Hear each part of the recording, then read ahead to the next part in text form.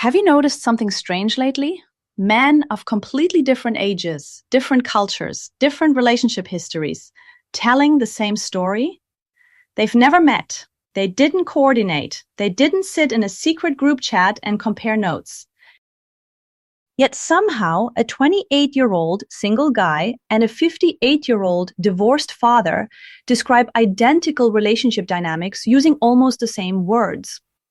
Let me ask you directly. Have you ever walked away from a relationship feeling blamed for emotions you didn't create? Held to standards that didn't seem to apply in reverse? Giving more, adjusting more, apologizing more, while receiving less and less in return? And the most confusing part? You couldn't quite explain why it felt wrong, only that something was off. Here's the disturbing part. These men didn't wake up because someone told them to. They woke up because reality kept repeating itself. And once you see why, you can't unsee it. Now pause for a second. Before anyone gets defensive, let's be very clear about something. This is not about hating women. This is not about bitterness. And this is definitely not about blaming an entire gender. This is about patterns, psychological patterns that repeat so consistently that the human brain eventually does what it's wired to do, recognize them. Awareness doesn't start with anger. It starts with recognition. And that's where this story really begins. Point 1. Men realized it wasn't just their ex. There's a psychological moment most men remember vividly. It usually starts quietly. You're talking to a friend, maybe a coworker, maybe someone you barely know at the gym or online. He starts describing his breakup. You're half listening until something strange happens. He says something like, "She always said I made her feel things I never actually did. No matter how calm I stayed, I was still the problem. I kept giving more, thinking it would fix it. It never did." And suddenly, your body reacts before your brain does. Because that story sounds a little too familiar. At first, you brush it off. Coincidence, right? 1 bad relationship is random. 2 is unlucky. 3 is suspicious. But when thousands, even millions of men start describing the same emotional sequences, something shifts. This moment has a name. You could call it pattern recognition awakening. Here's how it works psychologically. A single negative experience can always be dismissed as personal failure. I chose wrong. I wasn't good enough. I need to improve. That's actually healthy, to a point. But when men begin comparing stories across time, age, and geography, the personal illusion collapses. Because systems reveal themselves through repetition. When different men with different personalities, incomes, temperaments, and intentions reach the same emotional endpoint, it stops being random. And here's the part no one talks about. Most men don't wake up angry.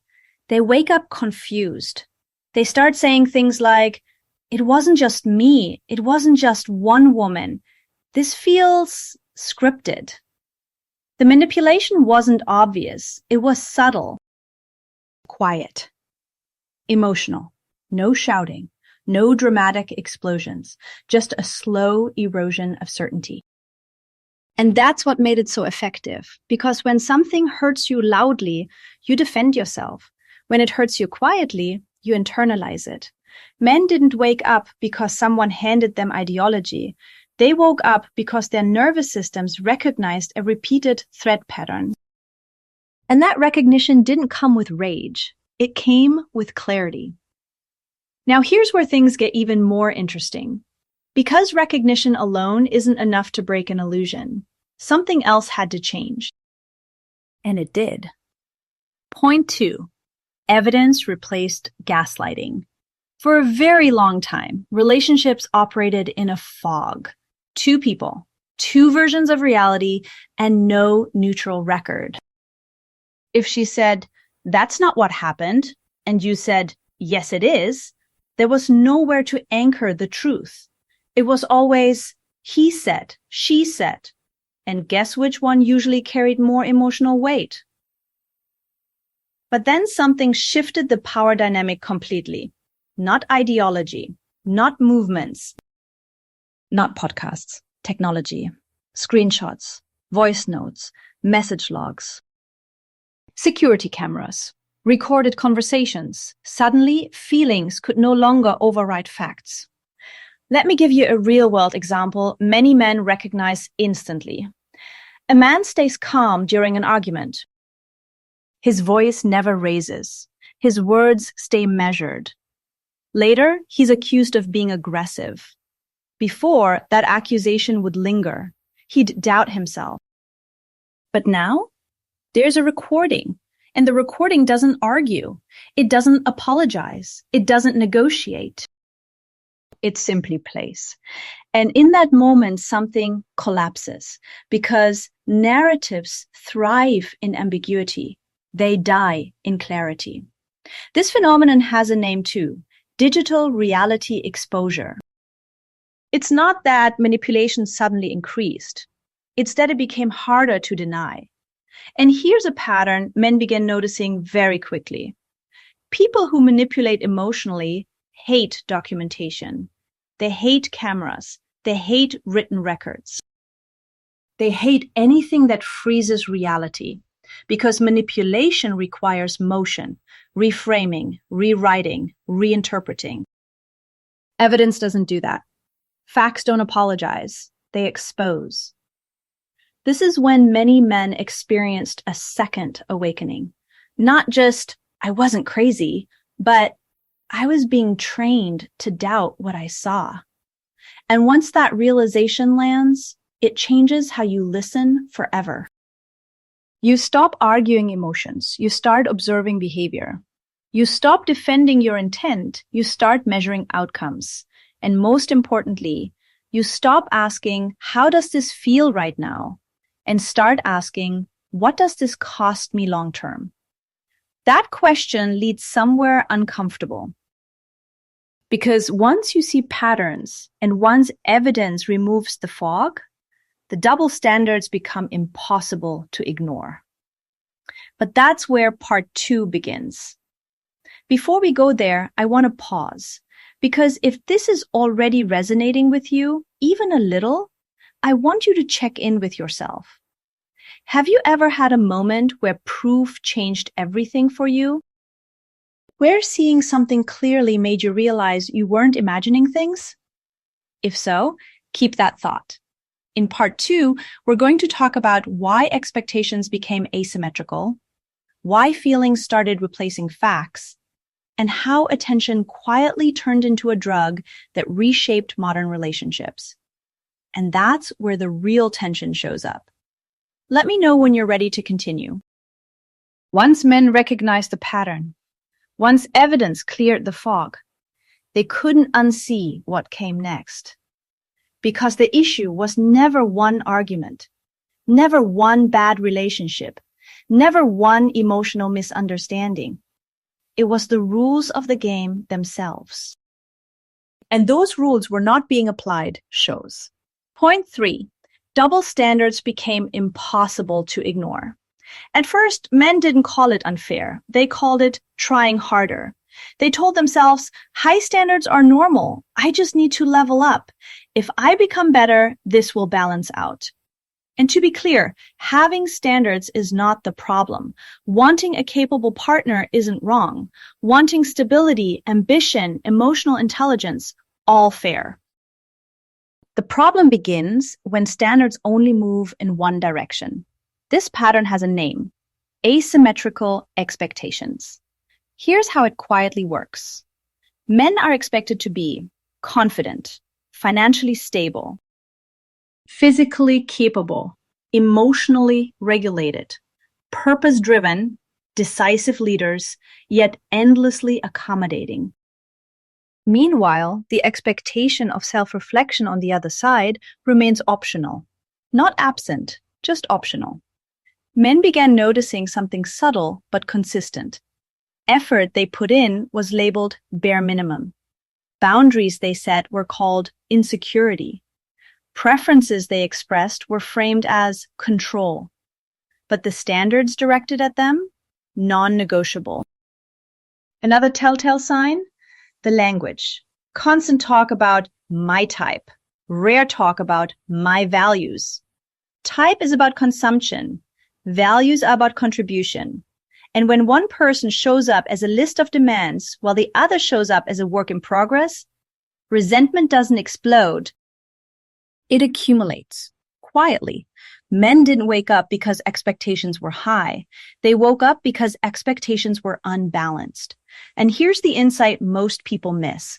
High standards without self-awareness don't create attraction. They create pressure. Pressure turns into obligation. Obligation kills desire. Which leads to the next awakening. And this one cut even deeper. Point 4. Feelings replaced facts. There was a time when emotions were signals. Important signals, but still signals. Now, in many modern dynamics, emotions became verdicts. This shift has a name: emotional absolutism. It sounds like this: I feel this way, therefore it's true. I feel hurt, therefore you're responsible. I feel bored, therefore you failed. Intent no longer matters. Context disappears. History gets erased. Everything collapses into the moment. Men started noticing a pattern in conflict resolution. There was no real resolution, only reframing. If she felt sad, someone must be at fault. If she felt distant, someone must have neglected her. If she crossed a boundary, someone must have caused it. Accountability evaporated. Apologies vanished. Not because conflict didn't exist, but because responsibility had nowhere to land. Every story had a victim, and it was never him. Here's what made this realization painful for many men. They weren't being asked to fix behavior. They were being asked to manage emotions they didn't create. That's not partnership. That's emotional servitude. And when feelings replace facts, something dangerous happens. Truth becomes flexible. Memory becomes negotiable.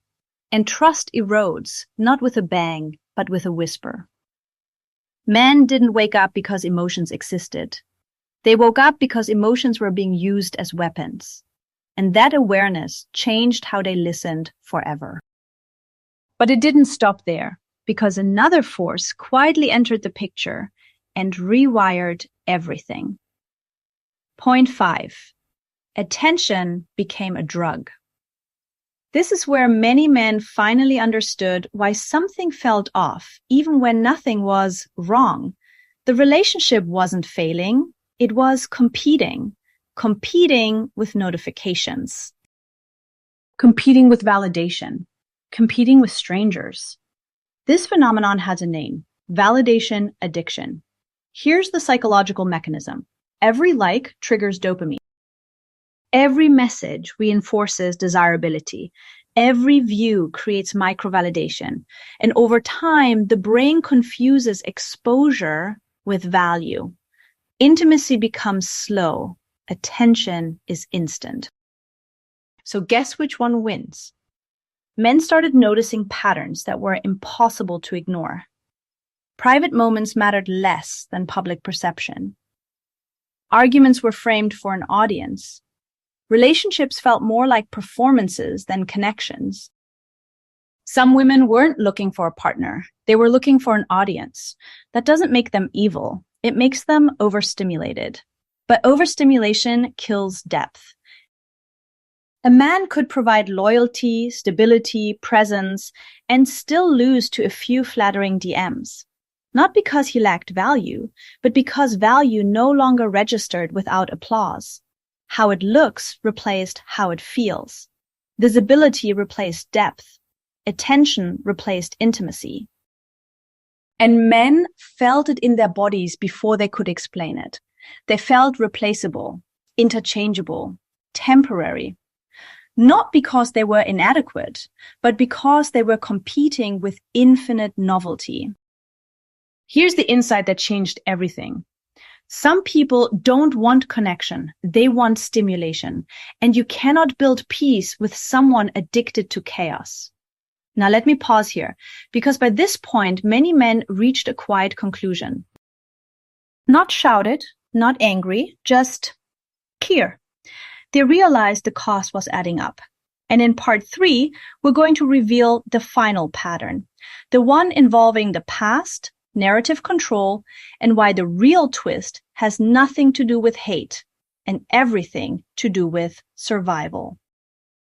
Before we continue, I want to ask you something. Which of these hit closest to home for you? The double standards, the emotional absolutism, or the attention addiction? Drop a comment, even just one word, because clarity begins when you name what you see.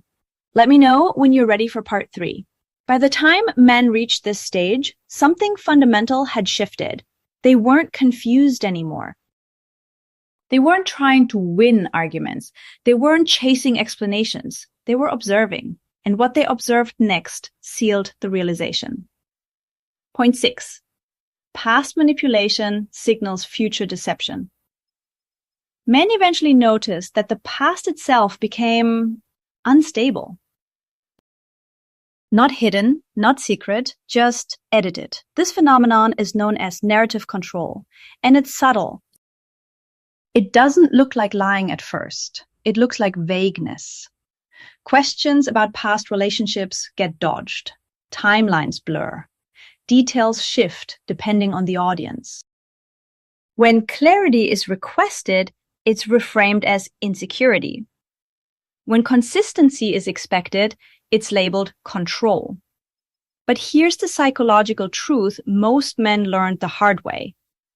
The issue isn't the past. It's the relationship someone has with the truth. Because a person who rewrites yesterday will rewrite today and edit tomorrow. Men noticed a pattern. The more evidence appeared, the more uncomfortable she became. Not angry, uncomfortable, because evidence freezes narrative flexibility, and flexibility was how control was maintained. This wasn't about judgment. It was about predictability. Men weren't afraid of who she was. They were afraid of never knowing which version of reality they were standing in. And that's when the final calculation began. Here's the part almost no one wants to hear. Men didn't leave relationships because they hated women. They left because they did the math. Quietly, rationally, without drama, they calculated the cost. Mental health, financial stability, reputation, peace at home, the emotional safety of future children. And the numbers didn't add up. This is the twist most narratives ignore. Men didn't walk away from love. They walked away from chaos. They realized they were spending their lives managing volatility instead of building something stable. They weren't afraid of commitment. They were afraid of unbounded risk. Risk with no accountability, risk with no floor, risk where feelings could override facts at any moment. And once that realization lands, something changes permanently. Peace becomes more valuable than passion built on instability. Silence becomes preferable to constant emotional noise. Solitude becomes safer than proximity to unpredictable storms. This wasn't bitterness.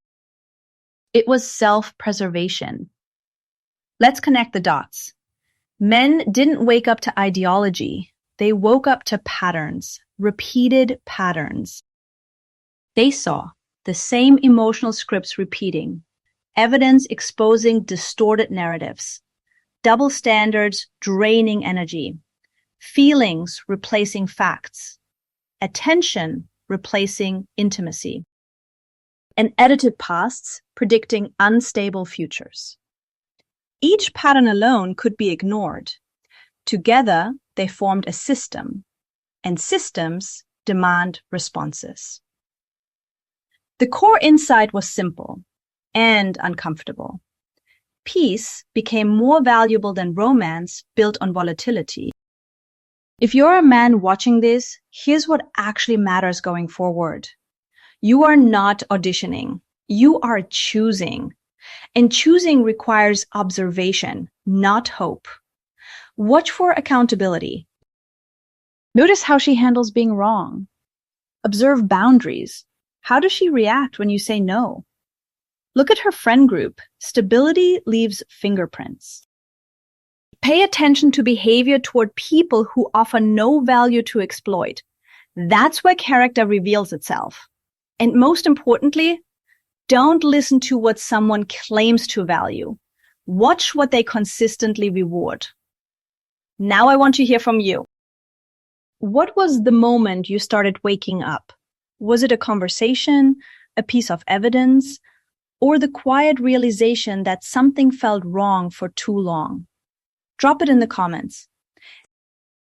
If this video made you feel less alone, like maybe you weren't imagining things, hit the like button. Share this with a man who's starting to doubt himself. And subscribe if you're choosing clarity over chaos. Because once you see the pattern, you don't go back.